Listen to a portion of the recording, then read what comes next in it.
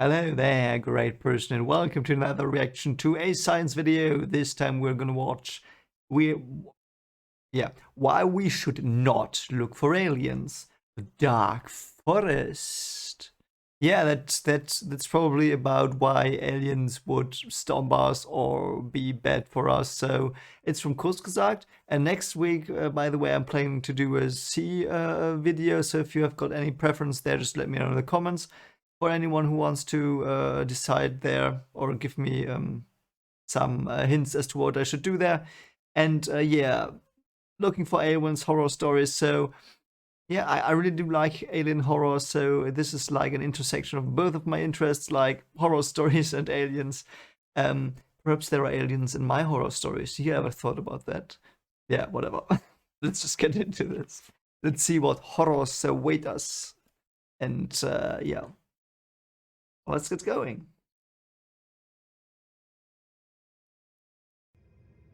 The universe is incredibly big and seems full of potential for life, with billions of habitable planets. If an advanced civilization had the technology to travel between the stars at just 0.1% of the speed of light, it could colonize our galaxy in roughly 100 million years, which is not that long given the billions of years the Milky Way has existed. Yeah, I'm gonna pause it here, and you know I'm always gonna pause if I want to say something. So hope you enjoy that. Yeah, here it is. Like, I don't think they would need in 100 million years. I mean, that's the low estimate, you know, because they are probably developing at least, you know, not linear, but in a probably exponential fashion, whatever. So they probably are faster than that by the end of those years. But yeah, let's carry on. So, in principle, any spacefaring civilization should be able to spread rapidly over huge sectors of the galaxy. Rapidly? And yet, we see yeah. nothing, hear nothing. The universe seems empty, devoid of others. Fermi paradox. This is the Fermi paradox, which we've discussed in more detail in Yeah. other videos. Confronted with the If you want me to react to those, let me know, please. seemingly empty universe, humanity faces a dilemma. We desperately want to know if we are alone in the Milky Way. We want to call out and reveal ourselves to anyone watching, but that could be the last thing we ever do. Because maybe the universe is not empty. Maybe it's full of civilizations, but they are hiding from each other. Maybe the civilizations that attracted attention in the past were wiped away by invisible arrows. This is the Dark Forest solution to the Fermi paradox. Okay. I'm not gonna say which solution I think is the most likely to me. I've thought about that. There is a solution I think is, and I've talked about the solution in other videos.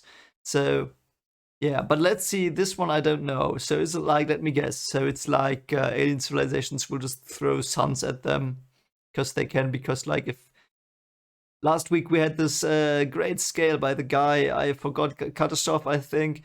And yeah, so type 2 civilization uses energy of a star, type 3 of a galaxy. Let's say there's a type 3 civilization that doesn't want other life to team, so they just throw stars at people. Something like that, you know. It's yeah, so let's see what is this here.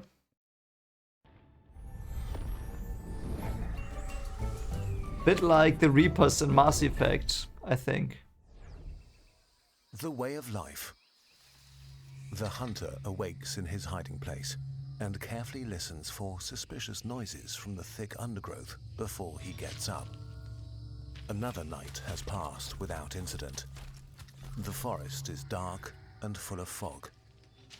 He considers calling out to others to end his loneliness, but stops himself at the last moment. What if they are like him? All living things seek to survive, secure resources, and multiply. Their greatest obstacle are other living things that share the same objective. I'm gonna pause it here again. Yes, but that is like possible, but you have to base it on animal instincts and our animal instincts. I mean, in general, those instincts, you know, eat or be eaten. I can understand that that's something that produces early evolutionary characteristics that make survival more likely. So yeah, It's gonna happen probably in other civilizations as well, and creatures that develop. But also, you should keep in mind that we now have developed cognitive structures that allowed us to inhibit exactly these impulses for the most part. It's like these very, very strong impulses. I mean, everything is still guided a bit like by impulses you have, but in part. But yeah, these strong things like, yeah, I have to eat that now because I want to spread, and these very rough impulses. I don't think. Yeah, the civilization that should have them is like something like this typical swarm thing. You have in sci-fi a lot, like a swarm of nanites that became sentient, or a swarm like some bugs, like the Tyranids or the Zerg, stuff like that. Those are the two only things I can really imagine where civilizations go into a direction to use this principle. I don't know, but that's personal opinion, it's not like, yeah. Competition between species favored the survival of beings with advantageous traits. Our ancestors were inventive, competitive, expansionist, and greedy for resources, which led them to winning the competition for our planet.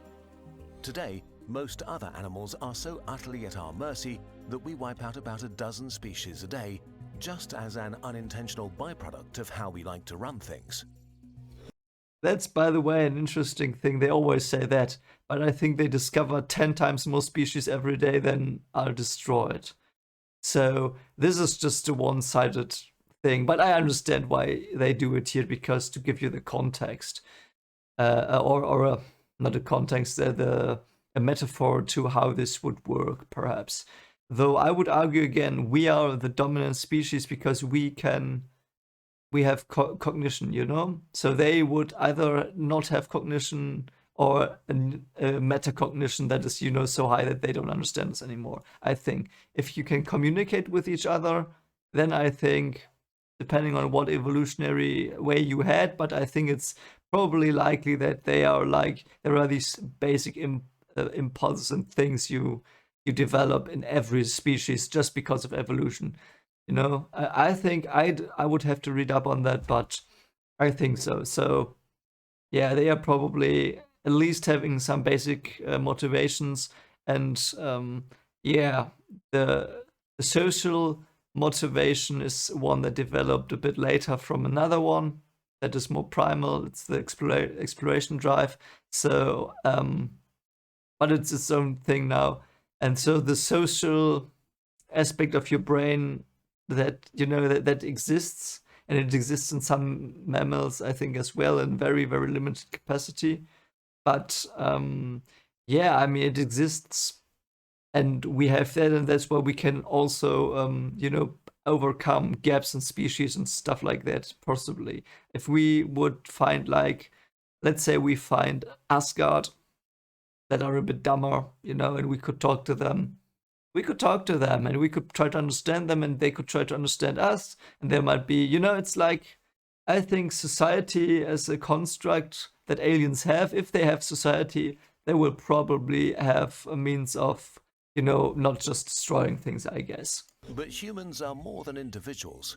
From us, cultures emerge that also compete with each other. That's it. Competitive and expansionary cultures spread faster and further and merge with, subdue, or destroy others. Yes. Yes. Though the picture he's doing here, I'm not so sure. So I think it's more likely that you don't destroy others but merge with others. I think that's almost always the case. Really destroying a culture that's very terrible and happened, and recently probably as well. You know what I mean? But there are then people who merge, and there are these, like, if there's a culture and you are part of that culture and they invade you, take you over, and they say your culture is forbidden, and they might end everyone who is living by that culture. You you can still tell stuff in a bit different form to your children and stuff like that, perhaps, and then it bleeds into society. You know, I think that's always the case. And yeah, the good ideas survive. The ideas that make people survive and make them comfortable and make them overcome hardships and obstacles better, they win out, I think. Because I think this conquering tyrannical side is very unstable, because if you conquer and are tyrannical outwards to others, you are also in your inner circle and in your leading position. You know, why should you differentiate there, really? Perhaps because of very strange biological things, but yeah. Yeah, I noticed I'm ripping a bit into this because I don't think it's very plausible, but it's possible. So let's say they are this destructive swarm entity that just, you know, are you with us? Yes, no, okay, you're not, then you're against us and we end you, and otherwise, yeah, it doesn't bother. But even then, they might assimilate. Whatever. No, never mind. I'm only 2 minutes in. I've been going on too long in this one. If we look at our history, it becomes clear we are dangerous. Not just to others, but also to ourselves. Our human nature has driven us to take over every corner of our planet, and soon we will look to the stars, both to expand our domain and ensure access to ever more resources. And then we might stumble upon others trying to do the same thing. Yes. It's likely that the competition of life... But what happens then? What happens is they see each other. Let's say they are not bashing each other into the ground. If they do, yeah, one survives. And the survivors will be incorporated, perhaps some of them. Perhaps, and then they change a bit. Or they, you know, look at each other, pick the best of both worlds and create a merge, you know. I think that's far more likely, but yeah, they could. So even if they destroy them, they might have people, you know, they really had to completely turn everything to, like, they have to nuke the whole planet and end it from existence. Then they could be sure that no one survives, and then they might really destroy things. But then they destroy the resources, so why do it? You know, it's so, yeah. Also takes place on faraway planets, so it's logical to assume that an alien civilization that came to dominate their planet would be in some regards similar to us. But if they're similar to us, they too may be dangerous. Why are we dangerous? The implication. Why are we dangerous to other aliens that are intelligent? I think this, I don't know if this is intended, but currently this paints humanity in a very negative light. And I hope it's intentional, because this is, you know, the negative theory. Perhaps that's it. So the theory is quite painting humanity in quite a negative view, and say, okay, others are the same. That's their premise currently. I mean, it's not their fault. They're just reporting it. Don't get me wrong. I mean, it's not. But the theory itself is very mean-spirited, I think, and not the most likely one, because of the reasons I talked about for 10 minutes now. So. As the hunter sneaks through the dark forest all alone, he tell knows me in the comments, that please. There might be others like him. Tell me in He the can't comments know their intentions, if they are aggressive or not. The hunter knows he would kill to ensure his own survival, so he has to assume that they would too. Yes. And it might be that if he stumbles upon another hunter, the one that shoots first survives. None of this means that conflict is unavoidable. Yes, but that is flawed as well. Like, and I'm so sorry. This is a very, I think I've never heard this explanation, but I see so many flaws that, you know, if you consider biology, neurology, and psychology, and not just in humans but in animals as well, and how they develop and stuff like that, all of that, this is very, very unlikely, I guess, from what I know. And yeah, so if there's a hunter, why would the only reason he kills is because he wouldn't survive otherwise, directly in that situation, you know? So if there are two people, it's two hunters, they find each other, or one sees the other, he says, yeah, what's he doing over there? Is he gonna end me? I would end him for food. Is he hungry? Okay, he's hungry. It seems he's hungry, so better not go there. But if you say, okay, there's a guy and he is he's not hungry, I'm not hungry, but he has not many crystals and he likes them, and I have this bunch of crystals, so what would he do to me to get them? Yeah, he wouldn't kill you. If he's, you know, sophisticated enough to have evolved beyond the animal, the purely instinctual, then he would talk to you. And you could make agreements, and he might even threaten you, but you're still alive, so... So far, the progress of the modern world seems to have made us more peaceful, not more violent. Yes, that too. Maybe this is true for other civilizations too, that eventually progress means less conflict, not more. Different alien civilizations also should vary from the mild and peaceful to the malevolent and militaristic. The existential problem we're facing is that when we meet others between... Why? Might be that being non-militaristic in this size, because is a like this precondition to travel to other stars. Might be, probably not though. Not though. Yeah. Between the stars, we have no way of telling who is peaceful or aggressive and what their true intentions are. Similarly, they might not understand or trust our intentions, even if we tell them that we are peaceful. On top of that, if we did discover another civilization and they discovered us, the light years between us would mean years of communication delay. Both sides would be in a state of uncertainty, wondering if the wisest move is to just attack, because there's another serious issue: technological explosions and the first strike advantage. We don't know where the limits of technology are, but we do know how much technological progress matters in war. A few hundred or thousand years can turn conflict with uncertain results into a one-sided massacre. Caesar's legions would stand no chance against Napoleon's army with their cannons and muskets, which would be eradicated by artillery from the First World War, which would not stand a chance against today's drones and guided missiles.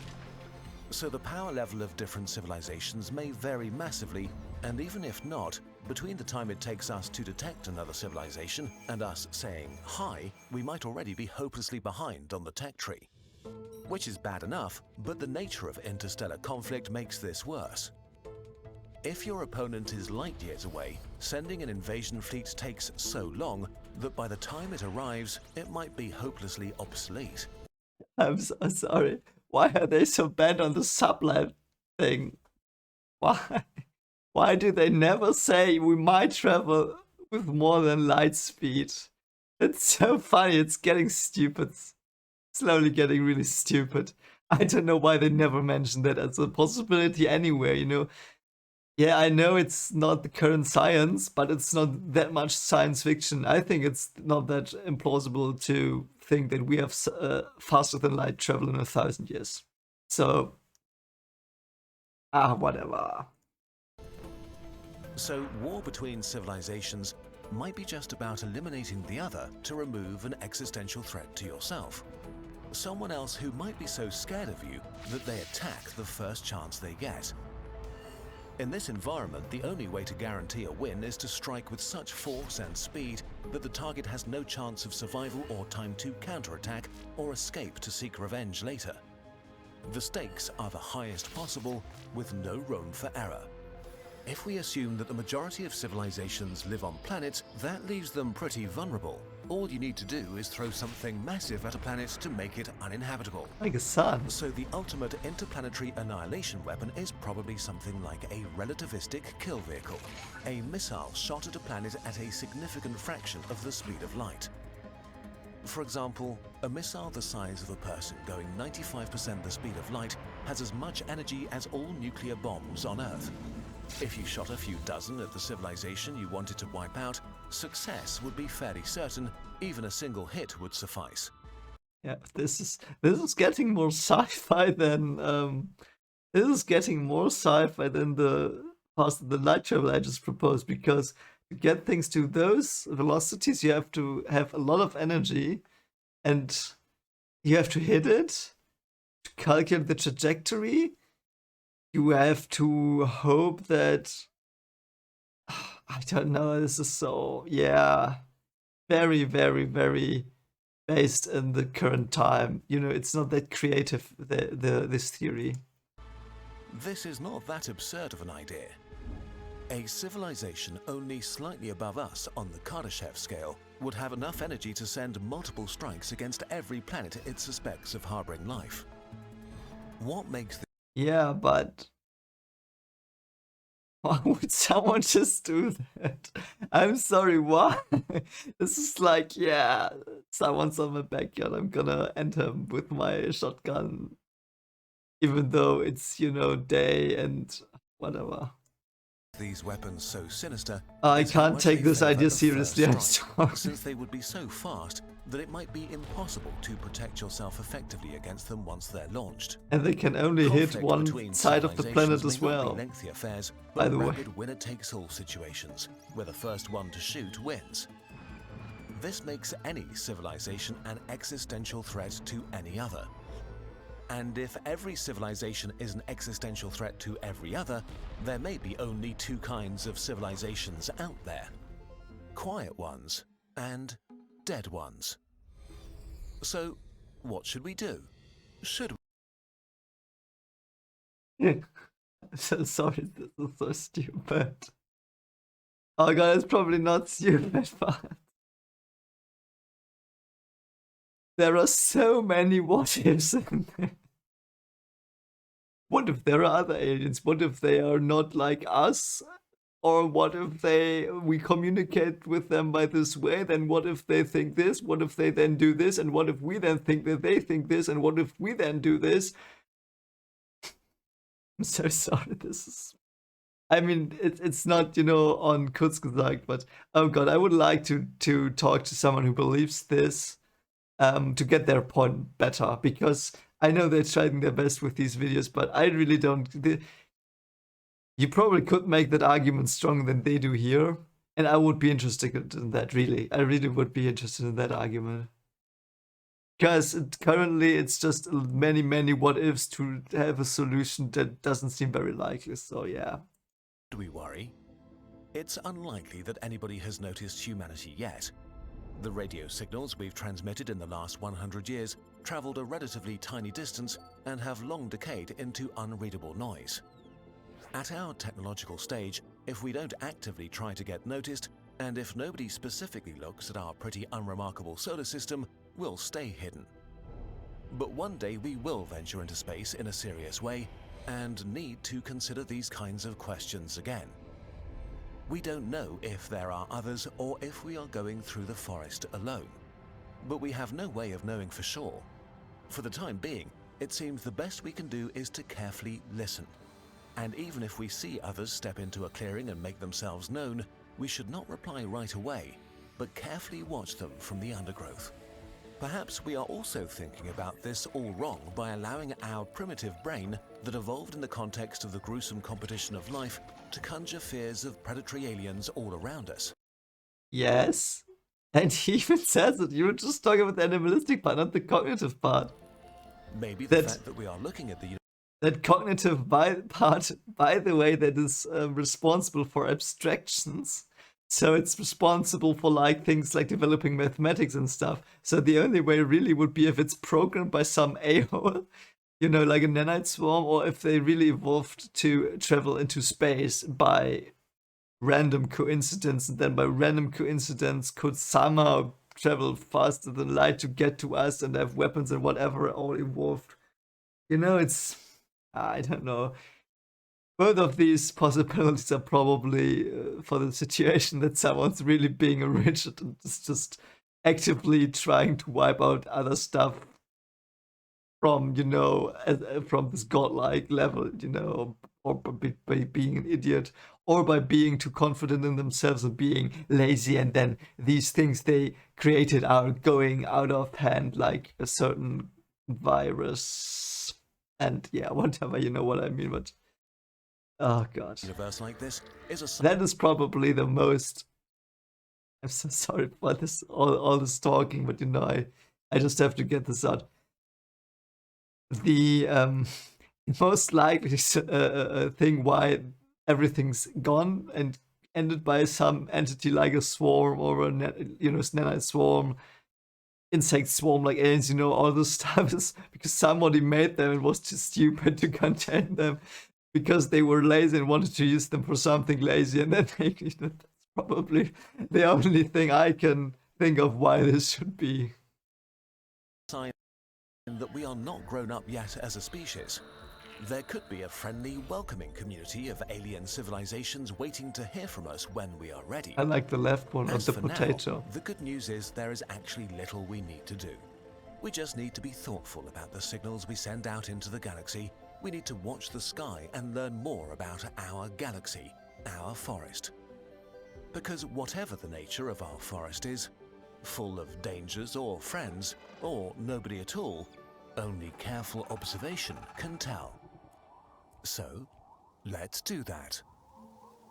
At last, the hunter reaches a clearing and finds a comfortable position.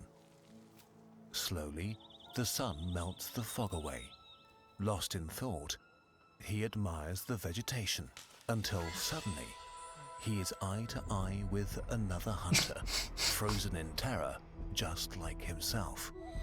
His mind is racing, considering all the different options. The hunter takes a deep breath and makes a decision. Maybe the only way out of the dark forest is to step into the clearing together. And with this...